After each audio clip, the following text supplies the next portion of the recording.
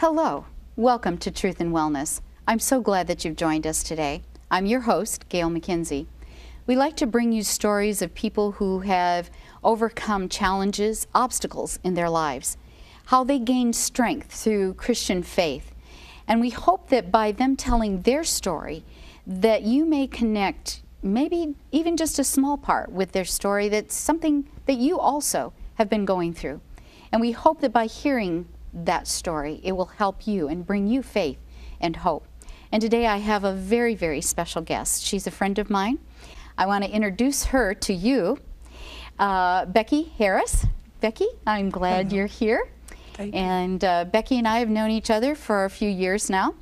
And so I'm just really glad that she can be here to share her story. Becky has been through a lot, and I'm very proud of her for all the challenges that you faced. But let's, I think probably the first thing that we want to do is start with maybe your childhood and your home life.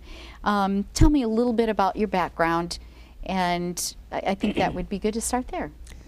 Well, as a very young child, I experienced a trauma, and I probably learned my first case of abandonment.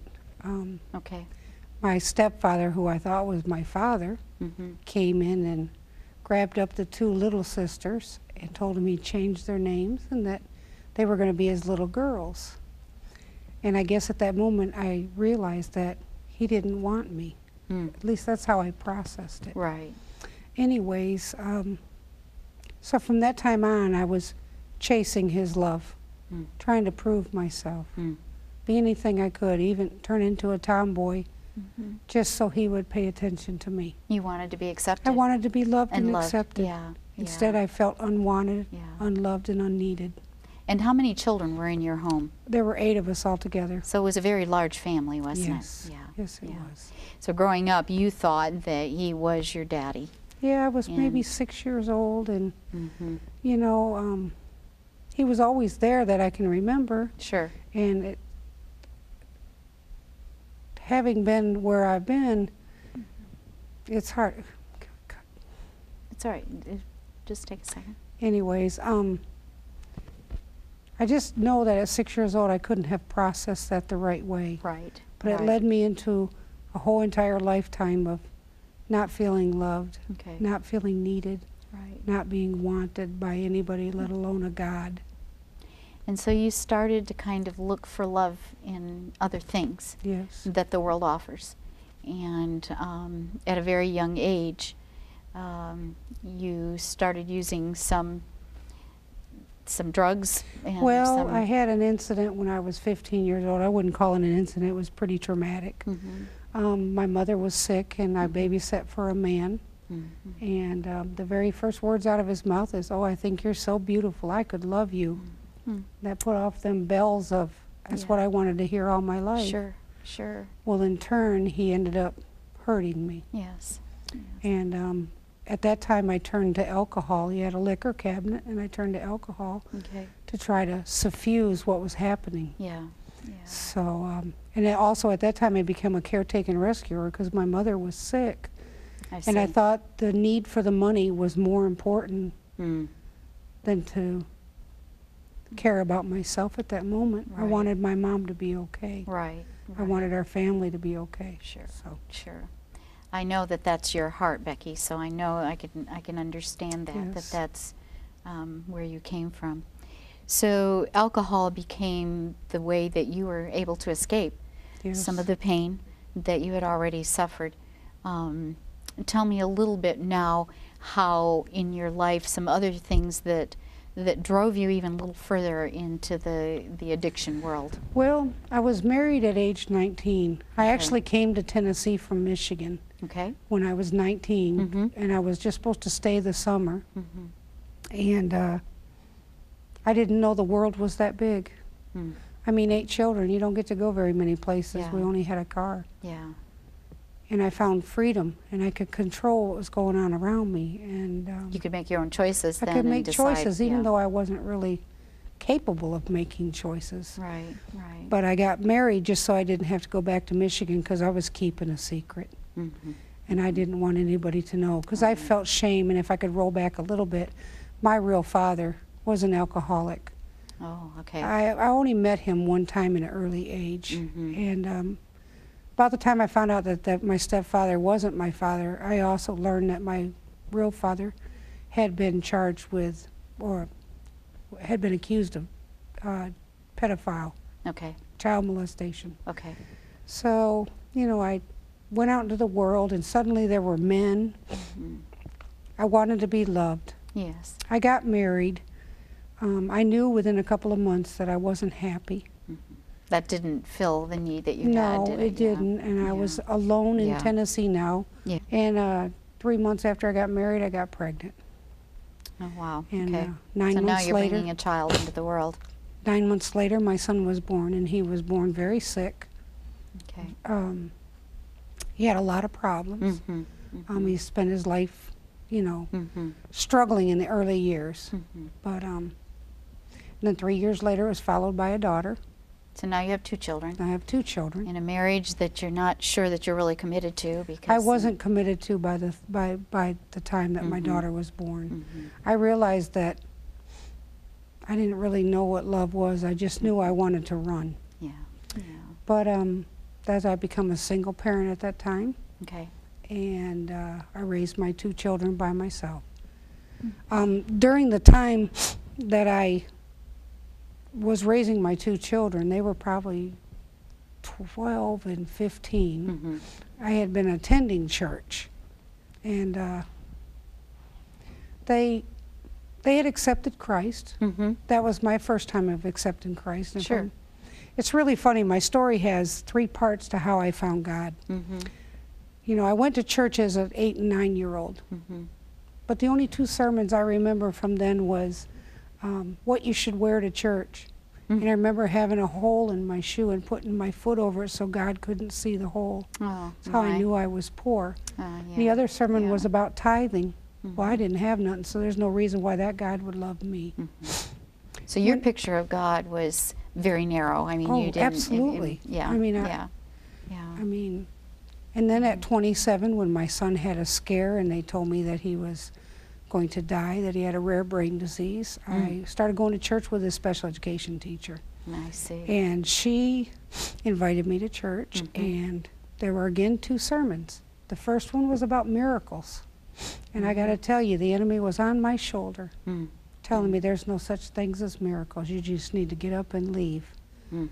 But I didn't. And I came back the next week, and it was a hellfire and brimstone preaching. You either are a Christian or you're not. You're either going to go to heaven or you're going to go to hell. And I think out of fear for myself and my son, I accepted Christ at that time. I stayed in the church for about 3 years, but then I left because of some hurtful things that my pastor had said. So again, I had just a short time with God, and I was off on my own again. And again, your picture of God was, right, you know, was not a loving God at that point, was it? Yeah. No, because I thought that those people who were in lead roles should be the people that loved God the most and wanted us all to know. Yeah. So I left out of the church, and I took my children out of church. And at about age 35, I was going to college. I received 1 degree in accounting, and I was working on a special education major, but I was lonely. I didn't have anybody in my life but my children, and I still was doing the same thing I'd done before, and that is to search. And unfortunately, I met somebody who I thought loved me, and that person was an alcoholic. And I got my first beating a month after I was with this person. And but when they spoke, they said, "I love you, I'm sorry I did that," and I stayed there. Then I was introduced to drugs. Okay, so that was your first... I'm not even embarrassed to say, I was introduced to crack cocaine. Okay. You know, my mother had died 20 years before that, and I had an awful lot of pain. And I wanted this person to stay with me, so I guess I would have tried anything I could in order to keep them there. And but I even knew allow this person to hurt you. Right. because I you wasn't wanted so- drinking any alcohol or anything for 10 years after I accepted Christ the first time. But it's like the alcoholism just changed into the form of drugs. And I went through a very horrific 9 years with this person. There were times in my life in the very beginning when I was doing the drug that I attempted to take my life. And each time God brought me back. Praise the Lord. He Yes, did. praise Him. I'm not You're anybody here. without Him. Yeah. You know, and then I finally got brave enough at 9 years that I walked away. But I couldn't walk away from the drugs. The drugs had me. I realized I didn't feel any pain when I was using them. Sure, sure. But that's just because I was never able to work through pain. I never got to cry as a child, and I was told to be quiet or I'll give you a spanking, you know, for something to cry about. And it's like that 4-year window right there from 9 to 13 years was the deepest, darkest time of my life. Now, I've already mentioned abandonment, sexual abuse, physical and mental abuse, drug and alcohol abuse, but there's just something about being terribly alone, feeling all hope lost. You have intelligence, but this and this don't match. So you're more handicapped than if you didn't have any arms. And I don't know. I went to live with my daughter. She let me stay there with her, and I met a man. He is my landlord, and he was from Romania, Daniel. And this is where the story changes. This is where the story changes, and this is where the we know miracle that of God God. just kind of God is reached so down, good. didn't He? He did He's not. so good. It is so good. It's so powerful. It's unbelievable it where is. I was and who I am now. So He's the landlord. He's the landlord. Yes. Daniel's the landlord. He'd come over to work on things, and I wasn't even on the lease. I wasn't supposed to be there, but he would sit down on the porch, and we'd talk about God for hours. You know, and this happened 3 or 4 times, and then a series came to our church. It was a Prophecies Decoded series, and I was miserable at that time because I had some things that were pending that could have been criminal. And he asked me to come there. He invited you to church. Yes, he invited me to come to the meetings. Yes. And I kept saying no, no. I was downtrodden. Matter of fact, for 30 days before I even entered the church, I sat on the porch at nighttime and cried to a God that I thought loved everybody else to just let me stop breathing. I was at the bottom. And I didn't even believe that that God would love me or even help me. You know, but then I went to church with him. And first 5 series, I listened to the first 5 meetings, and this didn't connect with this. I was being convicted, but I couldn't understand what was being said. It was like I'd been told half the truth all my life. And I didn't really understand that this was a God that could love me. So on October 2nd, I went out in 2011 and used drugs over that difference between my head and my heart. You'd been to one of the meetings, but then you went out and Then later. I came back the next day. And what I heard, I don't know, something just changed, you know, in me. And I asked, could the pastor please come and talk to me when the meetings were over that night? And because of my trauma of pastors in the past, I tended to not want to get too close to them. But he came back there and he prayed with me after we talked. And I remember him taking my hand, Dr. Clouzet, take my hand. And then Daniel touched my shoulder in the back. And then all of a sudden, his prayer I never heard. All I heard was this resounding, firm but gentle voice say, I love you, my child, and I forgive you, so forgive yourself. And I knew God had talked to me. Wow. So I found out that really powerful. I found out that there was a Celebrate Recovery program in my church. Okay. And like I said, I'd had some pending problems. Yes. I had done something that I had to turn myself into jail for. And before that, I was baptized in the church. And I remember coming in there and standing in that baptismal 3 weeks after I had just stepped through the church. And I couldn't believe I was in a baptismal. Here I was crying for a God that didn't love me to let me die Instead, he was you are. killing that life and bringing me up a new child. Wow. And what was it that you said when you came up out of the water? I am home. Those are very important words, and that was pretty amazing. What I Becky. found when I came into that church is what I'd looked for all my life, and it was love and acceptance. And I think God knew the exact dose to dump on me. It would make me cry, so I have to kind of scoot around that because it's a very touching moment for me, for those who think that God doesn't love them. Trust me. You know, He's done so much. He's lifted me away from the court systems. And He let you know right away, didn't He? Yes, He did. I had to turn myself in for something I'd done wrong, and I had 18 felonies on me. 3 days after I went to jail, I came home on a $90,000 OARD bond, my own recognizance, and I was a drug addict, a thief, a liar, you know, and He let me come home, and I was given 6 months to change my life. The judge let you do this? Yes. So I started attending Celebrate Recovery, and I couldn't believe it. 1 day turned into 2 days, turned into 30 days, turned into 60 days, turned into 90 days. I wasn't using any drugs at all. None. Well, maybe we should back up just a little bit. Please tell our viewers what Celebrate Recovery is. Oh, yes, I'm sorry. Because, Celebrate Recovery is a Christ-centered 12-step program. It's a place where people could come for any hurt, habit, or hang-up. It's not just for drugs and alcohol. It's for codependency, for sexual addictions, for hurt and abandonment issues as a child, everything, child abuse, physical abuse, mental abuse, depression. And it's the greatest group of people I could have ever asked for in my life, the most supportive people. I have found God in those rooms. Wow. I've found God in big group, in people's testimonies. I've learned that I'm not as unique as I thought I was as a drug addict. You're not alone. But I am unique in God's eyes. Right.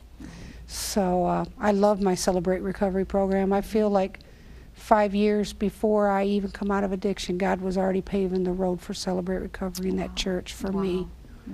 I'm touched by what He's done for me, because when I went back to the courts after 6 months, I took 5 letters from 5 different people. None of those people knew the other one was going to write a letter, but they all said the same thing. And at the time, my sponsor and my outreach pastor, Julie, went with me to the courts, and my lawyer called me up to go up front, and before the judge or the jury, the judge or the lawyer could even say anything, I felt this warm presence come down next to me and tell me, I want you to know before judge or lawyer even talks, you're going to be okay, that you are free. I'm setting you free. Oh, and I started to bawl.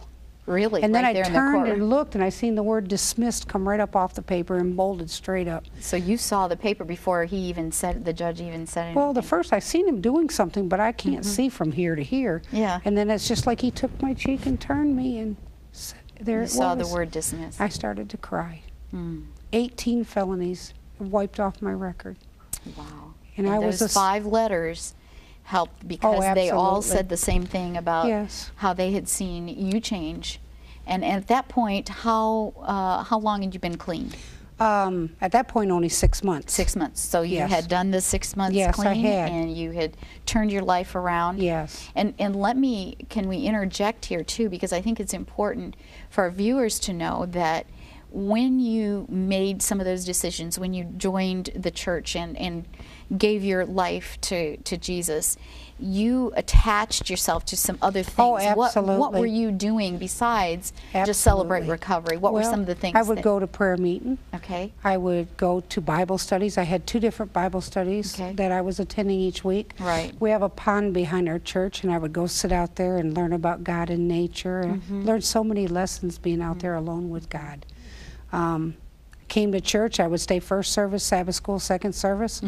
You know, any activity that was going on, potlucks, I would be right there, because, you know, lots of great things happen around food. Yes, so, absolutely, yes. I found right from the very beginning that I did have a purpose, because I went throughout my whole life thinking I didn't have any purpose. I found at the very beginning in the church that My purpose was to tell God's story. Wow. His story in me. What he can do, a redemption that is unbelievable. I've had the opportunity to share my testimony so many times. So many times. Your place of work? Yes, even in my place of work, I come across people. I have a lot of homeless people outside. Okay. You know, I've ministered to them. I realize that I've been in them trenches. I know what it feels like to be there, but it was by my own choice. But they're still human beings. Right. And they need love. They're God's children too.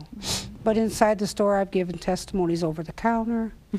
I've given testimonies in the drive-through. Wow. I mean, just amazing things. Everywhere I go, it seems like God put somebody right there for me to share. And you've had some of those people come back to you and thank you for sharing because they really needed it that day. Yeah, one lady come to the drive-through and she was crying. And this was before I went into recovery, so I know that the goodness of God was in me from the beginning. She came through and she was crying, and I just told her, here, take my hand. I feel pretty strong today. Why don't you take some of that? 3 days later, she came in and said, you don't even know who I am, do you? And I'm like, well, I see a lot of people in restaurant work. She said, I was that lady who you gave your hand to out there. And I want you to know that when I left Taco Bell, where I worked, I was going to take my life.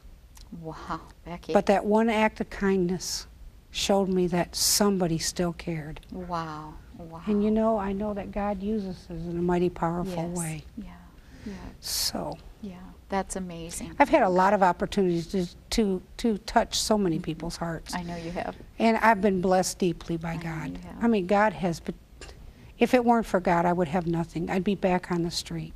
Well, one of the things that we need to really shout from to the rooftops here is, how long have you been clean now? I've been clean 2 years and 8 months. 2 years and 8 months. So you're headed to the 3-year mark, aren't you? I am looking forward to it. That is amazing. The amazing thing is God took that away. Yes. I mean, He totally delivered me from coke. Yeah. Crack cocaine is a vicious drug. Yeah. But I tell you, you do have the power through Christ to do anything. Amen. Yes, that's I know great. Philippians 4:13 is my favorite verse. I can do all things through Christ who strengthens me. And don't get me wrong, I still have trials now. Yes. I mean, I'm dealing with life. You know, I have 3 beautiful grandchildren now. I'm an active part of their life. Yes. I'm working. I've kept a job for 2 years now. I know. That because of, praise God, because of Him. Yes. I still have my ups and my downs. But what I don't do is use drugs behind them. Because, see, I can use counseling. I can talk to God. I can journal. I can reach out to my Celebrate Recovery accountability partners and my sponsor. I have a church of loving people who just embrace me every single time I see them. Let me tell you, 2 years and 8 months ago, I didn't have a friend in the world. Nobody. I was alone. Alone. Now I have so many friends, I can't count them, and I can't make enough time for all of them. You can't even. But I'm telling you, you couldn't give me $1 million to get rid of one of them. I realized that God had put them in my life. Each one of them have a purpose in bringing me to Him. And I hope I have that same purpose in another person's life. You know, I love being God's vessel.